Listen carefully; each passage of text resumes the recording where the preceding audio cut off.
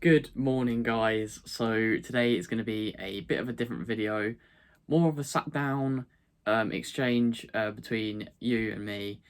So there's going to be no running on today's video, unfortunately, but it's a video that I've been wanting to make for a while, but you kind of have to leave it a certain length of time because it's my race video for 2022, so I can't be doing it in October, can't be doing it in November. You've got to do it in December. So yeah, we're going to be sat down. I've got a list, I've got my laptop, I've been looking up some races that I plan on doing. So yeah, today is going to be a video all about the race that I'm planning on doing in 2022. So let's get right into this.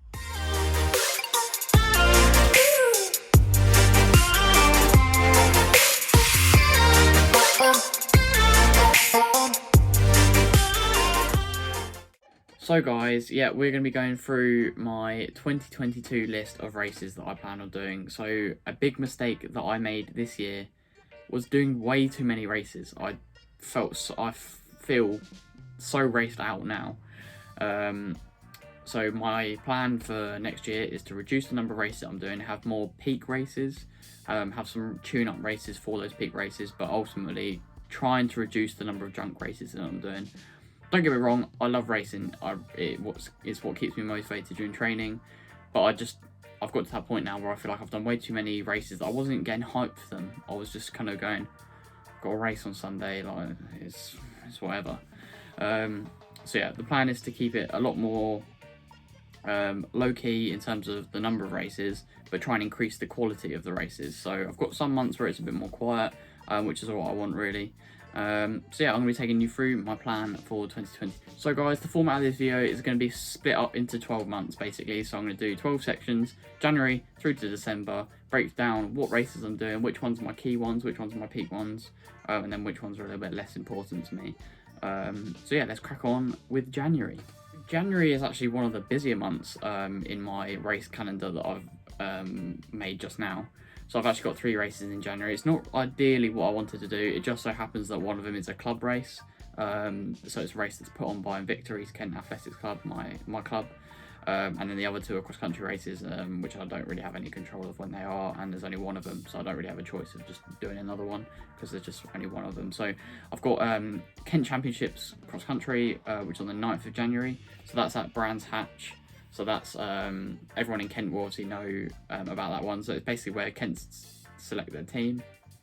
So I think it's about 10 to 12.5k that one. But yeah, so I'll definitely be aiming for top 8, which is the Kent selection. But then also in January, I've got the Canterbury 10 mile, which as I said is by my club in Victories Kent. And that's on the 23rd of January. So it just means I've got 2 weeks before that one. But ultimately, if there's one race out of this month that doesn't matter, is that one. It's my club race, and obviously I would love to do well and win my own club's event. But ultimately, it's a road 10 mile that I can do a road 10 mile any time, whenever there is one. But then the real important one at the end of January is the Southern Cross Country Championships. So that is going to be held, I believe, in Brighton, but I don't think they've quite decided where yet. So the venue might change. But that's 29th of January. So that's basically the way they select the senior men Kent team is it's based off of your performance in both the Kent Champs and the Southern Championships. So yeah, so it's a much higher caliber of race. I've never done Southerns, so it's going to be quite intense. It's probably too intense that I'm ready for, but I'm just going to throw myself in the deep end and hopefully I'll float. But we'll see how it goes. But I'm super excited for these bigger races, the cross country. So guys, moving on to February, and we've got the first race that I'd consider like a peak race. This is a big race that I really want to go into head on and perform really well. Obviously, I want to do well in all my races. So it's the Podium Under the Lights 5k.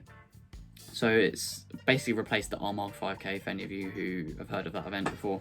So it's quite popular under the elites. So that's a combination of the Podium 5k and the Under the Lights 5k. So they've kind of combined and made the Podium Under the Lights 5k. So that's the 11th of Feb. It's my mum's birthday. I'm sorry, mum. These things happen.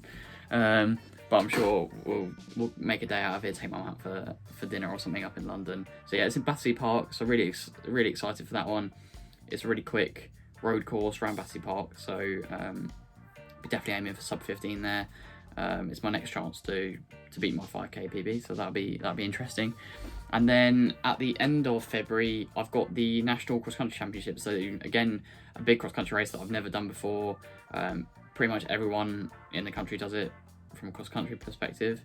I'm gonna get absolutely taken apart. Really, I think top 100 is realistic, like a realistic expectation. I don't really know too much about it.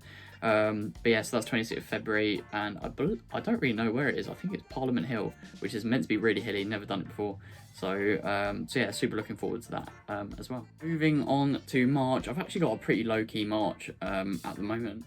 This obviously doesn't take into consideration anything like track races, because track races are so unpredictable and they don't really get released until about a month before track season starts. So it's a bit tricky to include those into my race plan. But yeah, so the Stafford Half Marathon is what I'm doing in March, 20th of March, just 2 weeks after my birthday. So yeah, basically my uncle lives up north. He's doing his lot. He's been running for ages, or he used to do loads of running, and he's come back for one last challenge on the 20th of March in the Stafford Half Marathon. So my whole family has decided to do it with him, and the aim is obviously to win that, so that'd be great, great for us. So yeah, 20th of March, Stafford Half Marathon. I believe the winner normally does about 70, 73 in that sort of area, and I'm hoping by then I'll be 68, something like that, but we'll see how it goes. But yeah, so I'm planning on doing that one, and that's definitely one of my bigger races that I'm gonna try and run quick for. I don't know what the course is like, don't know if it's too quick, but we'll see how it goes. So April I've actually currently kept free, and this is primarily because there's going to be track races that I'm going to be wanting to do. So the Kent Champs track races are typically early May. So if I want to be getting in some 1500s, maybe an 800, we'll see. It's not really my sort of thing, but I know that to be good at 15, you have to be like semi-decent at 800s. So I've kept April free with the hope that I'll maybe get in some tune-up 1500 metre races, some tune-up 5k races, ready for some track 5ks. That sort of thing. There's not too many track 10ks, which is something I'd love to give a go, and you'll see a race in my plan that is actually a track 5k, a track 10k, sorry. So yeah, I've kept April pretty free, but I would definitely be racing in April. I don't see why I would have the whole of April off. It's a pretty low month in terms of my uni exams and everything, so there's no reason why I should be racing. It's not like I have anything to prioritise at that point, and I love racing, so it's probably going to be one of the months I'll do a fair few track races. I see myself doing that. So yeah, let's move on to May. So guys, moving on to May, arguably the most important race, or the race that I'm most excited about. I would say it's the race that I'm most excited about. So on the 2nd of May, I've got the Whitstable 10k. So this is my tune-up race for my peak race in May. It's not a particularly exciting 10k. It just goes along the coast in Whitstable, through a caravan park, and then back along the coast. But I haven't won it, and that's the key thing with the Whitstable 10k. I can't stop doing it until I've won it. That's the problem. Especially for these local races anyway. But yeah, and then 2 weeks later, I've got the Night of the 10k PBs. So this is a race that I've been really looking forward to for a while now. Ever since I did my 10k PB, basically. So I'm pretty sure the cut-off point for men is sub 32. Obviously, I've done 31:23, and hopefully by then I'll be even quicker. So yeah, the plan is to do the Night of 10k PBs, which is a race in Highgate, so London Way, and it's round a track, but spectators are allowed all the way into lane 3. So they're within touching distance of the athletes, but then the races are quite packed with athletes, so you basically have kind of a long string of athletes all kind of chasing at the same time. So it's a really great event, and I've watched it live stream on a live stream every single year. So the fact that I could potentially take part in it this time is super excited. So that's definitely the race that I'm most excited for in the first half of the year. So yeah, we'll have to see how that plans out, because it might end up clashing with something else, because normally get kind of Kent Champs early May. But yeah, that's definitely the race that I'm most looking forward to. Got a couple of road relays late in May. So my club takes part in the East Kent Road Relays, which are just some short fun events. So something I'm not really going to take too seriously, and to be honest, it's not really fantastic training for me at the moment, because they're normally about 4k legs each. So I could do the 4k, but then I'll probably have to do another 4k and treat it as like a tempo maybe, because I don't really want to be racing a 4k every other week. But yeah, so that's May. Pretty busy month in terms of I've got 4 races, 2 of which are not really important, and then the first half of May is super exciting anyway. So I'm really looking forward to the night of the 10k PB. So definitely check it out if you haven't heard of it before. And obviously you'll be able to watch the live stream if you are interested in how I get on, but that's not till May, so we've got loads of time to talk about that. So yeah, so June and July actually happen to be really quiet. As I said, I've got some more road relays. They're not really something that I'm counting as my race season. So yeah, but obviously June, July, typically you get more track races in, so there's definitely going to be filled with more 1500s, 5Ks, maybe the odd 3K, because I've never done 3K, so it'd be interesting to do that. Maybe whacking a steeplechase in there. No, I'd fall over, that'd be pointless. But yeah, so pretty low key actually, yeah, June and July, but they will get filled with some track races. And maybe the odd road race if there's one nearby that I fancy, maybe like the Canterbury Half Marathon or something like that. But yeah, so pretty low key at the moment, but definitely will get filled up at some point. Guys, in September, I've got 2 races planned. This all depends on how much charity money I can get, because a lot of these races, these big road races I want to do, they all require a charity place, which is a little bit annoying. So yeah, so I've got the Vitality Half Marathon, the Vitality Big Half, I think they call it, which is on the 4th of September. So I did that last year. I think I came 32nd or so and did 1:11:20. So that is my half marathon PB. So I'm looking to return there. Really enjoyed it. Really enjoyed the atmosphere, the whole thing really. There was loads of elite athletes there, Jake Smith and all of that lot. So yeah, thoroughly enjoyed the experience, and I'm going to be returning again next year. So with the Vitality Half Marathon, I didn't actually have to raise any money for that last year. Managed to get just a main place. I'm hoping to do the same this year. That'd be great. It does just help keep the cost down, because all of these races get so expensive. And as a family of 4, when we're all doing it, you think normally it's expensive for one person, but we've got times it by 4. So yeah, but I'm sure I'll be doing some fundraising around that sort of time for some other races I'm planning on doing.